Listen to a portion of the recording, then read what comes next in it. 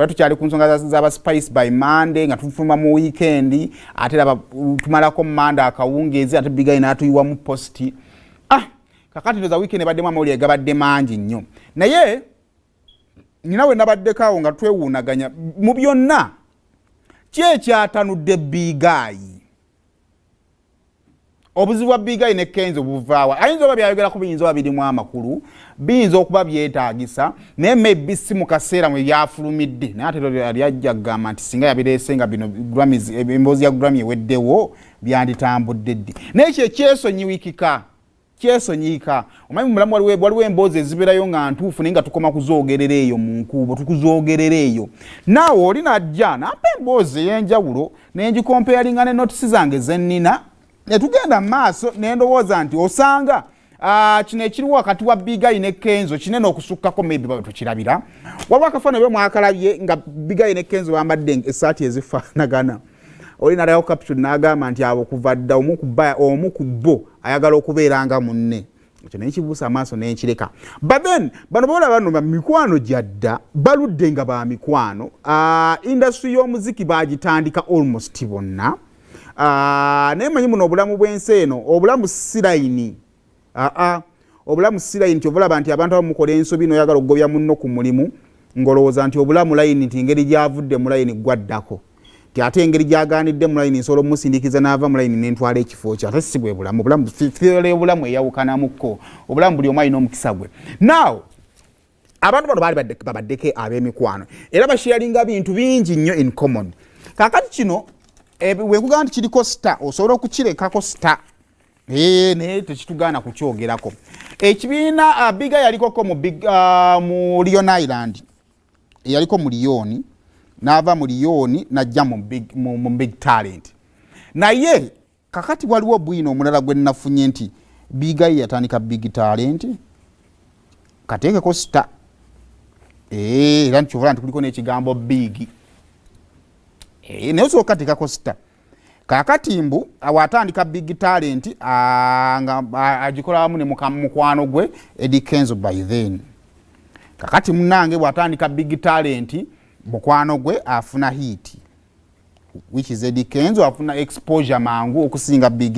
Big Eye era bwamala okugifuna ono agenda awandiisa big talent mu mannya ga Eddie Kenzo kitegeeza nga Big Eye afuuka mukozi mu big talent nekimuluma naye nga talina kyakikolera era n'akireka kakati abawanuuza n'abeebuuza nti empala neeno omuntu okutuuka munnaali mu kushininga ensi yonna buli muyimbi ataddeyo amuyozaayoza congratulations brother webale kufuna nomination ya Grammys tewawangudde naye era osinga bangi abataayaaya egyo wafunye nomination wenkana ddala n'awangudde omuntu asigala yeebuuza ekibuuzo lwaki ye Big Eye kikaseera amwalabira munne ng'ali mu kushininga n'aleeta gundi efaanaganako wetyo so oli bwakuleeta ango ya big talent oyinza obutakibuusa maaso nti osanga munnange wekibanga kituufu ye yatandika big talent omukulu n'agiwandiisa nga ye osanga akyalinamu obulumi ku mutima nga tekiwonanga awo nawo netuteekawo sita ne tuvaawo awo twabadde tukyali awo omwana n'akomyawo ebirala mbu anti Donizera tiyasooka kubeera wa Uncle Big Eye bw'abeera wa Uncle Big Eye asooka kubeera wa Uncle Kenzo wamala okubeera wa Uncle Kenzo ate n'amala n'agenda wa Big Eye nga Kenzo mbwa amusudde kati era kyova olaba mujjukirako ku posti